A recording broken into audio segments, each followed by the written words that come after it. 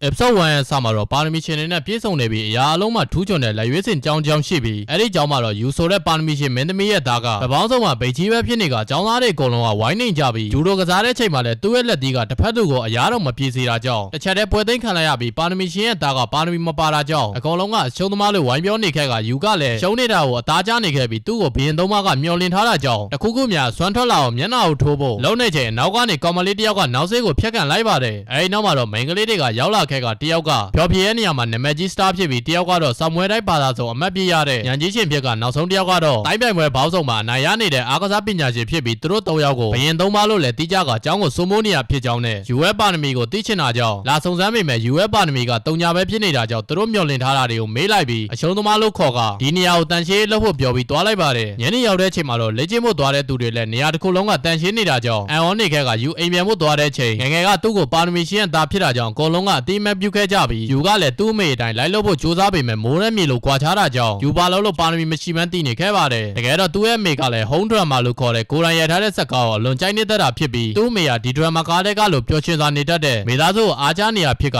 U ကိုလည်းနောက်ဆုံးမသွားခင်ပျော်စရာကောင်းတဲ့မိသားစုလေးကိုဖန်တီးဖို့မှာသွားခဲ့ပါတယ်ဒီလိုနဲ့ U လည်းမီကာဒိုနိုလို့ခေါ်တဲ့လူရဲ့အိမ်ကိုသွားပြီးအထဲရောက်တဲ့အချိန်မှာတော့နေရာကကျယ်လွန်းတာကြောင့်အန်အော်နေကရုတ်တရက်ကောင်မလေးတယောက်ကတပန်းနဲ့ထွက်လာတဲ့အချိန် U ကိုတခိုးလို့ထင်နေတာကြောင့် U လည်းမြင်မြန်ရှင်းပြလိုက်ရပါတယ်ကောင်မလေးကကျောင်းကအားကစားပညာရှင်ကြီးဖြစ်နေကချော်လဲသွားချိန်ဘယ်ဘိုးလောက်ထောင်ပြီးလေးဘက်ထောင်းနေရကြောင်း U ကပါရမီရှင်ဆိုတာဒီလိုမျိုးလားလို့စကားနိုင်တတ်နေပြီးအနာသွားကကောင်းကိုတုပ်ပေးဖို့လုပ်ပြီးကျမ်းမာရေးကိစ္စဆိုတာကိုခံပညာလိုပဲအရေးပါကြောင်းပြောတော့ပါရမီရှင်ကြီးလည်းငြိမ်သွားလိုက်ရပါတယ်အဲဒီနောက်မှာတော့တကားဖွင့်တဲ့ကြားလိုက်တာကြောင့်အနောက်ကိုဆုတ်လိုက်ရပြီးကြီးလိုက်တဲ့အချိန်ဘီရင်သုံးပါးဖြစ်နေခဲ့ကမီဂါဒိုနိုစီကဖုံးဝင်လာခဲ့ပြီးသူက U အမေရဲ့ငယ်ချင်းဖြစ်ပြီးဂျေဇုရှင်လည်းဟုတ်တာကြောင့်တောင်းယူထားပေးတာဖြစ်ပြီးသူ့မှာသမီးရဲ့ရှိကြောင်းနဲ့အကြီးဆုံးသမီးကခါဇူကီဖြစ်ပြီးအလန်မကနီကိုဖြစ်ကအငယ်မကတော့မီဝါဖြစ်ကြောင်းပြောပြီးကုညီဆောင်ချောက်ဖို့ပြောလိုက်ပါတယ်ဒီလိုနဲ့ U ရဲ့အမေမှာထားတဲ့ပျော်စရာကောင်းတဲ့မိသားစုကိုဖန်တီးဖို့အကြောင်းပေါ်လာခဲ့ပြီးပါရမီရှင်ညီမ၃ယောက်နဲ့တူတူနေဖို့ဖြစ်လာခဲ့ကဘရင်သုံးပါးကတော့ U ကိုနည်းနည်းလေးမှမကြိုဆိုပဲအရှုံးသမားလို့လောင်ပြောင်နေပြီး U ကလည်းတေချာပြန်နှုတ်ဆက်လိုက်ကပစ္စည်းသိမ်းဖို့သွားလိုက်တဲ့အချိန်အတွင်းခံကိုတက်နှင်းမိတာကြောင့်ခါဇူကီကအမြန်ပြန်ယူလိုက်ပါတယ်အဲဒီနောက်မှာတော့တိုင်လုံးကအဝတ်တွေနဲ့ရှုပ်ပွားနေခဲ့ပြီးပကံတွေကလည်းတခုမှမစေးပဲထားတာမြင်တော့ U ကပဲရှင်းပေးလိုက်ကညီမ၃ယောက်ကလည်းကိုယ်လို့သူ့လို့ဝေခွဲမရဖြစ်နေပြီးစကားများနေချေ U ကအကုန်လုံးကိုလိုက်လုပ်လိုက်တာကြောင့်တိုင်လုံးပြောင်းလဲသွားတဲ့အပြင် U ကဆွဲဆောင်မှုရှိနဲ့ဒီလောက်လေးကိုဘယ်ချိန်မဆိုလုပ်ပေးမယ်ပြောတော့ညီမ၃ယောက်လည်းချက်သွေးဖြာနေခဲ့ပါတယ်နောက်တနေ့မှာတော့ U လည်းကြောင်းပိတ်တာကြောင့်အေးအေးဆေးပြန်အိပ်ဖို့လုပ်နေတော့တတော်လုံးမိတာကြောင့်ထားကြီးချိန်နီကိုကအားကစားလေ့ကျင့်နေတာဖြစ်ကတစ်ဖက်မှာတော့မီဝါက AI နဲ့စကားပြောနေပြီးခါဇူကီကတော့ဆေးတွေဖော်နေခဲ့ပါတယ်အဲဒီနောက်မှာတော့မနက်စာပြင်မိမယ်လို့ပြောပေမဲ့မီဝါကအချိုရကြီးစားနေခဲ့တာကြောင့် U လည်းအရင်ကသူ့အမေကအောင်မြင်မှုကိုရဖို့အတွက်မနက်စာတော့မစားနိုင်ပဲကြိုးစားနေရမြင်တာကြောင့်ပါရမီရှင်တွေကအဲ့လိုပဲလို့ထင်ကဒီညီမ၃ယောက်ကိုတော့စားစာပြင်မိမယ်လို့တွေးထားလိုက်ပြီးနီကိုကိုအတူတူစားဖို့ခေါ်ပေမဲ့မာနာကြီးနေတာကြောင့် U ကဆွဲဆောင်နေရပြီးနီကိုကသူ့အတွက်မျှတမှုမရှိတဲ့စားစာဖြစ်တာကြောင့်မစားဘူးလို့ပြောက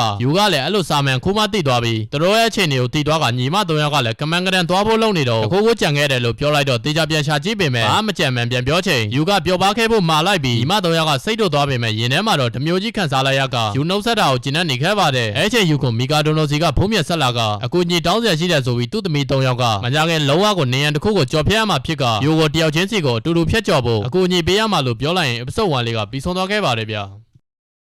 episode တို့လေးရဲ့ဆောင်းမှာတော့ U လည်းမောင်နှမ၃ယောက်ကိုကူညီပေးဖို့ကြောင်းဖန်လာခဲ့ပြီးပါရမီရှင်တွေကိုသူ့လိုတာမယ်လူကဗာများကူညီနိုင်မှာလဲလို့တွေးနေကတကယ်လို့ညီမ၃ယောက်ကအရှုံးနဲ့တွေ့သွားရင်သူ့လိုမျိုးပြောခံရမှာမလို့လားအကြောင်းတက်နိုင်တာနဲ့အစွမ်းကိုကူညီပေးမယ်လို့ဆုံးဖြတ်လိုက်ပါတယ်အရင်ဆုံးသူတို့ချင်းချင်းပိုသိအောင်လုပ်ဖို့ထမင်းတူတူစားဖို့လုပ်လိုက်ပါတယ်နေကိုပြန်လာတဲ့အချိန်မှာတော့ U ကဟင်းချက်နေခဲ့ကနေကိုမြည်ကြည့်ဖို့ပြောလိုက်ပေမဲ့ချက်ချင်းပဲညင်းလွတ်လိုက်ပြီးဖေမြောင်ကြီးနဲ့ရီချိုးနေခဲ့ကဝေစားလဲပြီးချိန်မှာလဲ U ကစွမ်းကိုကြိုးစားပြီးချက်နေရမြင်တော့နေကိုကလည်းအရင်ကသူတို့ထိတ်တန်းချက်တွေရဲ့စားစာတွေကိုတော့မစားပဲကိုခန္ဓာကိုယ်ထဲကိုဝင်တဲ့ဟာကိုကိုဘာသာပဲကြီးကျက်စားနေခဲ့တာဖြစ်ပေမဲ့အခုချိန်မှာတော့စိတ်မထိနိုင်တာကြောင့်ကြည့်အောင်လေးပဲသွားကြည့်ဖို့လုံးနေချေ U ကခန္ဓာကိုယ်အတွက်လုံလောက်တဲ့အာဟာရဓာတ်တွေကိုတေချာညီအောင်ချက်ထားတာကြောင့်နေကိုလည်းသူ့အတွက်တီးတန့်ချက်ထားပေးရမယ်သဘောပေါက်ကချက်ချင်းပဲစားလိုက်ပြီး U ကလည်းကြောင်တကောင်ကိုတော့ရင်အောင်လှုပ်သွားနိုင်တယ်လို့ရုံးနေချေမီဝါကလည်းပေါ်ကနေတေးယုံနေခဲ့ပြီး U ကသူ့အတွက်လည်းချက်ပေးထားတယ်လို့ပြောတာကြောင့်မီဝါကချက်ချင်းပဲစပွဲထဲမှာဝင်ထိုင်လိုက်ပြီးစားနေခဲ့ကနောက်ဆုံးတစ်ယောက်ပဲကြံနေပြီးခါဇူကီကိုလည်းအသားရည်ထိန်းသိမ်းဖို့လိုအပ်တာတွေနဲ့ချက်ပေးထားတယ်လို့စွမ်းကိုပြောပေမဲ့ခါဇူကီကမာနကြီးနေခဲ့ကတာမန်လူချက်ထားတဲ့ဟင်ကသူနဲ့မလိုက်ဖက်ဘူးဆိုကညှင်းလိုက်တာကြောင့်နေကိုကပဲ U စိတ်မကောင်းဖြစ်မှာဆိုတာကြောင့်သူစားပေးလိုက်မယ်လို့ပြောပြီးစားဖို့လို့ချေ U ကအဲ့ဒါကိုဆိုင်ကဲလို လိုရီတိုးကဘာတော့မှ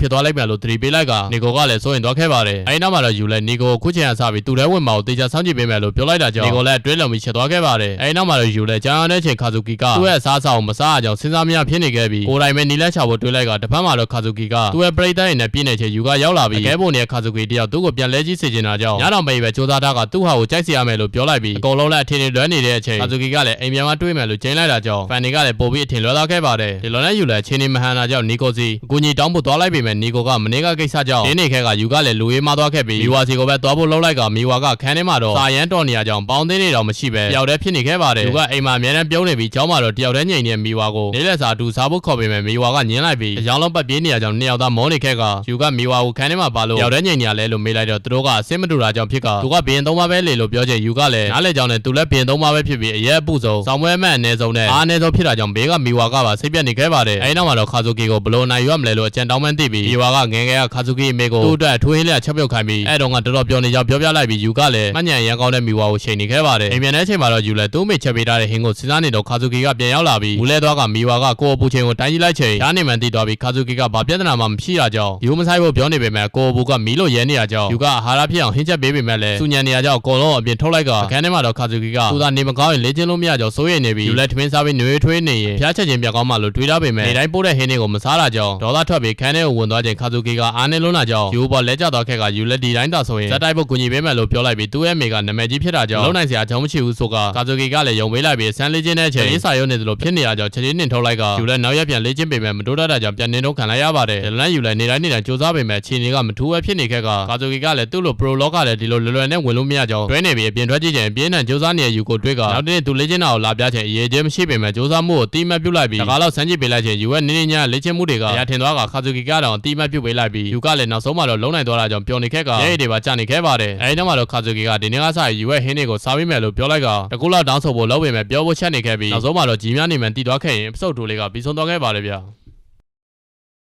episode 3ရဲ့အစမှာတော့ခါဇူကီကယူရဲ့ဟင်းကိုစားလိုက်တာကြောင့်မီဝါနဲ့နီကိုလည်းပါဇက်ဟောင်းသားကြီးနဲ့ဖြစ်နေခဲ့ပြီးယူကခါဇူကီရဲ့နားကပ်ပြီးသူကြီးများတဲ့မိုလာဦးကိုအမုန်းချေပြီးထည့်ထားတယ်လို့ပြောလိုက်တော့ခါဇူကီလည်းအလိမ်မိသွားခဲ့ကယူကတော့ကြောင်သုံးကလုံးကိုအစာကျွေးနိုင်တာကြောင့်ပြောနေခဲ့ပါတယ်အဲဒီနောက်မှာတော့ညီမ3ယောက်ကပြိုင်ပွဲစားမှာဖြစ်တာကြောင့်ညပြန်လာတော့မှမဟုတ်ကြောင်းပြောပြီးယူကလည်းအခုမှထမင်းတူတူစားဖို့ဖြစ်တာကြောင့်ဝမ်းနဲ့သွားပေမဲ့အရင်ကသူ့အမေလည်းလောကိစ္စနဲ့တလားလောက်အိမ်မပြန်ဘူးတာတွေကိုအသားကြားနေရကြောင်းသူ့အမေနဲ့အတူတူပဲလို့တွေးလိုက်ကယူအမေပြောခဲ့တဲ့ပျော်ရွှင်စရာမိသားစုကိုဖန်တီးဖို့ဘယ်လိုလုပ်ရမလဲလို့စဉ်းစားနေပြီးသူ့အမေရန်ကြိုက်တဲ့ဘုံထွက်မှာကောက်ပြန်ကြည့်နေခဲ့ကခန်းစားချက်တွေနဲ့မျက်ရည်တွေပါဝဲနေခဲ့ပြီးညီမ3ယောက်ပြန်ရောက်လာချိန်ခါဇူကီကသူ့အမေကိုလွမ်းလို့ငိုနေရလားလို့တွေးမိနေပေမဲ့ယူကတော့စကားအရင်ကောင်းလုံးတာကြောင့်စိတ်ကျဉ်နေပြီးမျက်ရည်ဝဲနေရဖြစ်ကခါဇူကီလည်းသူတို့နဲ့ခင်တာကြောင့်အိမ်လောက်ကိုအရန်လောက်ဖို့မလိုကြောင်းပြောနေပြီးယူကတော့အလို့မထွေပဲပျော်ချင်ရတဲ့မိသားစုဖြစ်ချင်တာကြောင့်လို့ပြောလိုက်ချိန်ညီမ3ယောက်လည်းရင်နဲ့တမျိုးကြီးဖြစ်သွားပြီးဒရမာထဲမှာလည်း robot လုပ်ပြီးနန်းနေရမြင်တာကြောင့်ညီမ3ယောက်လည်းယူပြောတဲ့မိသားစုကိုအထင်လွဲကယူကလည်းနီကိုကိုအသက်ဘလောက်လဲလို့မေးပြီးအမလာညီမလာဆုံးပြဖို့ပြောတော့ဒေါသထွက်သွားခဲ့ကထွက်သွားလိုက်ကြပါတယ်အဲဒီနောက်မှာတော့နီကိုကရေချိုးနေတော့ယူပြောခဲ့တာတွေကိုပြန်စဉ်းစားမိနေပြီးအပြင်ကအော်တန်ကြားတာကြောင့်ထွက်ကြည့်လိုက်ချိန်ယူကဗမုတ်ဝက်ခဲ့မိရကြောင်းအော်ရာဖြစ်နေပြီးတပတ်ပဲပတ်ထားတဲ့နီကိုကိုအဲ့လိုပဲနေဖြားလိုက်မယ်လို့ပြောတော့နီကိုကလည်းချက်သွေးပြကပြန်လဲသွားချိန်မီဝါနဲ့တွေ့ပြီးညနာနီနေမှသတိထားမိကဘာလို့ရှက်နေရလဲလို့စဉ်းစားနေချိန်ယူကအဝတ်တွေခောက်ထားအမျိုးပေးလိုက်ပြီးမီဝါနဲ့လက်ချင်းထိမိသွားချိန်ဒီကိုလုံးရဲလာကအဝတ်စားရဲ့လွတ်ချလိုက်ပြီးပြန်ခောက်ဖို့နိုင်ကျင်းလိုက်ကနီကိုကမီဝါကိုမာနီလာတယ်နော်လို့ပြန်ပြောလိုက်ပြီးနှစ်ယောက်သားလဲစကားများနေပြီးခါဇူကီကလည်းရောက်လာကယူကအိုးအပေါ်မှာထားတာမို့မမီတာကြောင့်ခါဇူကီကိုကိုညီတောင်းလိုက်ပြီးခါဇူကီကလည်းသူစိတ်ကောင်းဝင်နေရကြောင်းကိုညီပေးလိုက်ချိန်ယူကကျေးဇူးတင်ကြောင်းပြောတာကိုကြည့်ပြီးချက်သွေးဖြာသွားတဲ့အချိန်ရန်ဖြစ်နေတဲ့နီကိုနဲ့မီဝါလည်းပါဇက်ဟောင်းသားကြီးနဲ့ဆိုက်ကြီးနေရကြောင်းချက်သွားခဲ့က3ယောက်သားတက်နေကြပါတယ်အဲဒီနောက်မှာတော့ယူကညီမချင်းနဲ့ရန်ပြေဖို့ဝင်ပြောမှပြေလည်သွားခဲ့တာကြောင့်ယူလဲတိုင်လုံးရှုပ်ပွားနေရကိုပြန်ရှင်းနေရပြီးအရှင်မဖြစ်နေခဲ့ကသူကိုယ်တိုင်လည်းညီမ3ယောက်နဲ့ချင်းနေတိုးတက်လာကြောင်းပြောနေခဲ့ရပြီးတန်ချေးလောက်ချေပုံတပုံကောင်းမိပြီးညီမ3ယောက်ရဲ့ပုံဖြစ်နေက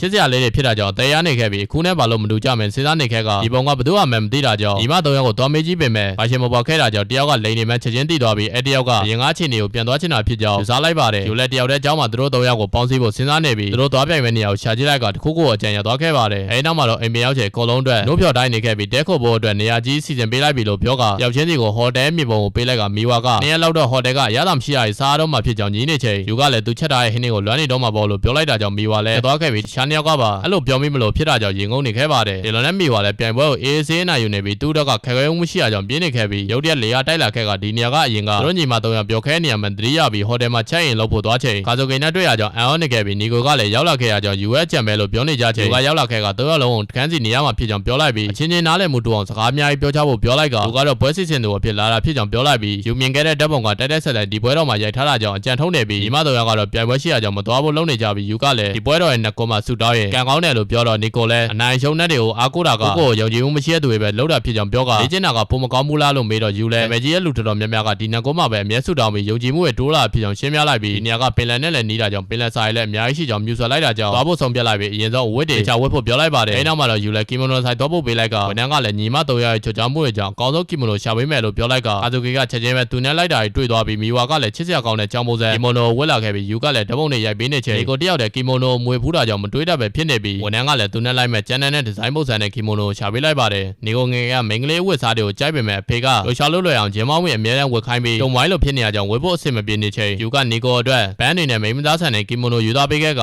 နီကိုနှစ်ခုတည်းကတစ်ခုရွေးလိုက်ဖို့ပြောလိုက်ပါတယ်အဲဒီနောက်မှာတော့နီကိုလည်းဝတ်စားလက်ခန်းထဲမှာကြာနေခဲ့ပြီးယူပေးထားတဲ့အခုကိုပဲရွေးခဲ့ပြီးစပင်းပုံစံမှာချိန်ထားရကြောင်းလှပနေခဲ့ကအကုန်လုံးကလည်းတိုးလောက်ကြောင်ကြည့်နေကြရင် episode 3လေးကပြီးဆုံးသွားခဲ့ပါတယ်ဗျာ